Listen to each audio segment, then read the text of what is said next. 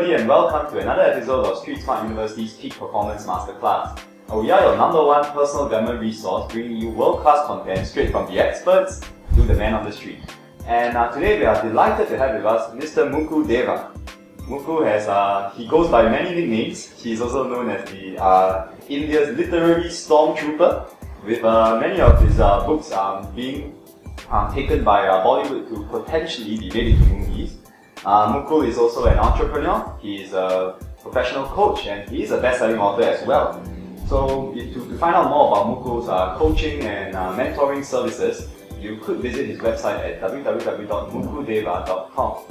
Mukul, thank you so much for taking the time down to come down and be with us.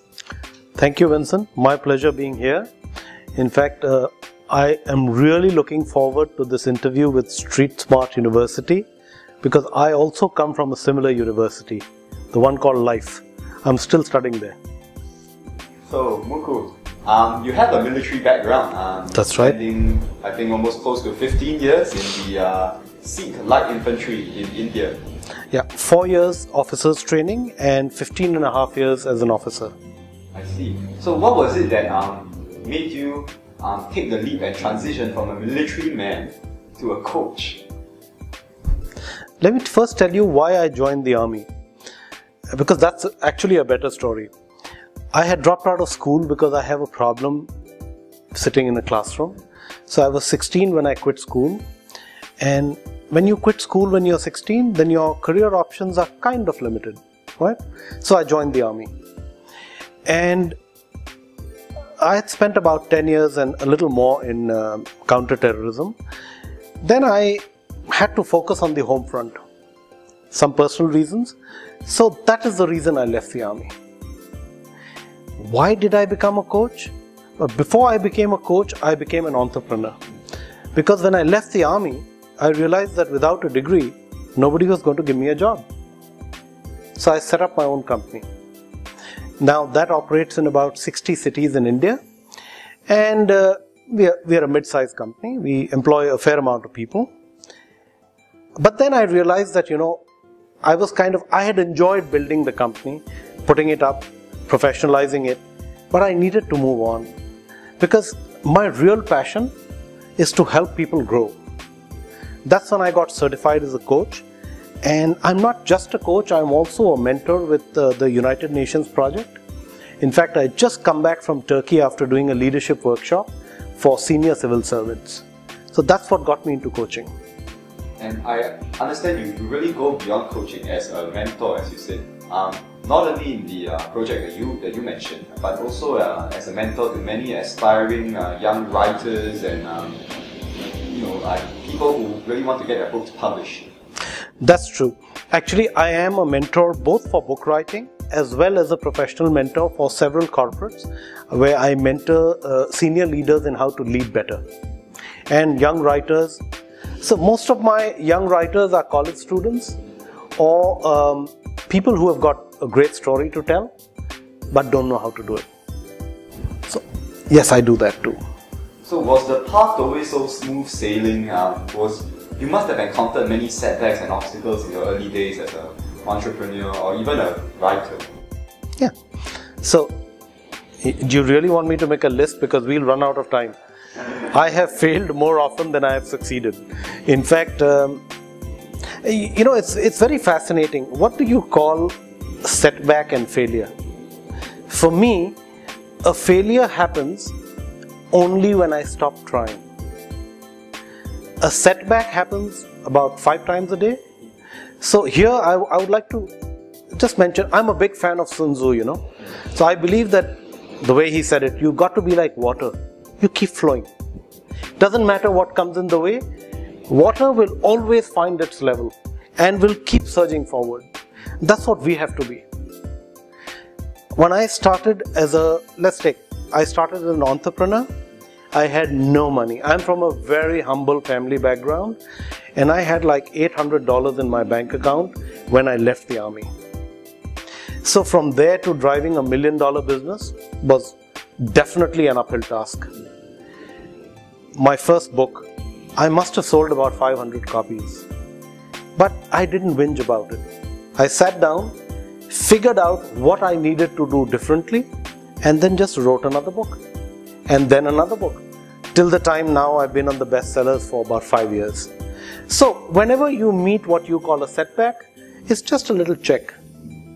Keep going, you'll eventually reach where you need to. So from what I'm hearing from you, success is not a great leap forward, but instead it is a culmination of many small failures, and we really need to just keep pushing on through these failures to really achieve the success that we desire and we want to.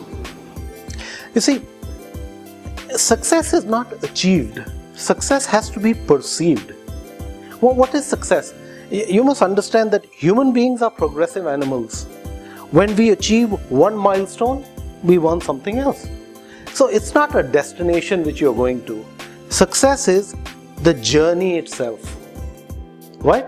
And the journey is full of setbacks, what you call setbacks, what I call temporary, maybe taking the wrong road at the wrong time for a little bit, finding out we've reached somewhere else, and then realigning. I think this really challenges many of our views on success, especially mine, because I used to think that success is is one big leap instead of a series of learning experiences, and I guess you would put it temporary pauses before we act, we carry on, and the whole journey can be described as success. So let's say today you wanted to become something and you achieved it. Would you stop? So you haven't succeeded, right? There's still something else ahead. So it's like when we used to go mountain climbing, every time you look up, you feel, that's the peak. When you reach there, there's another little bump ahead and another little bump ahead. So success is the journey. It's how effectively do you navigate the journey. It's not what you get at the end of it. At the end of it, you get a grave. That's where we all headed, right? So it's the journey which counts. Yeah. Okay, that's my belief. So Mukul has actually been hailed by the Indian media as the man with the Nostradamus touch. Because in one of his books, in fact in two of your books, the first being in 2008, in the book called Lashkar, you predicted Osama bin Laden's presence in a safe house in Pakistan. True. So, what I was curious about, to learn about is, where does this uncanny ability to predict the future come from? There are two things I'll tell you. Firstly, I don't think you should really believe everything you read in the media, okay? Because if I was Nostradamus, I would generally know when the stock market is going up, right? So buy in and buy out, sell out at the right time. Now, what actually happens is that I am a very thorough researcher. I research things very avidly into really small details. And I'll give you an example. For this book which you talked about, there's a particular scene in the book where a sniper is going to fire out from a window in Amsterdam.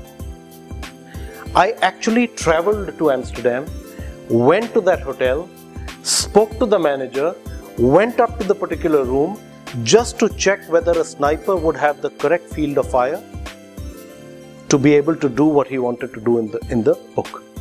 So I'm very thorough. Same way, when Mr. Bin Laden vanished, there had to be somewhere he would have gone. So logic, history and research, all three brought together this. That's why about 18 things which I predicted in that series have already happened.